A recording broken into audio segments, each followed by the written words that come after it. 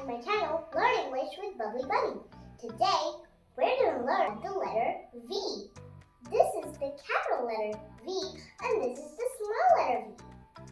The sound of the letter V is Repeat after me. Let's see some words that start with the letter V. Volcano. Volcano. Volcano. Van. Van. Van. Video. Video. Video. I'm making a video right now. How cool is that? It also starts with the letter V. Vampire. Vampire. Vampire. Vegetable. Vegetable. Vegetable. Vegetable. Vacation. Vacation.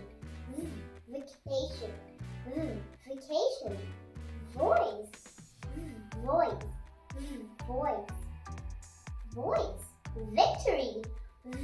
Victory. Victory. Victory. That was so simple, right? But until next time, let's meet again.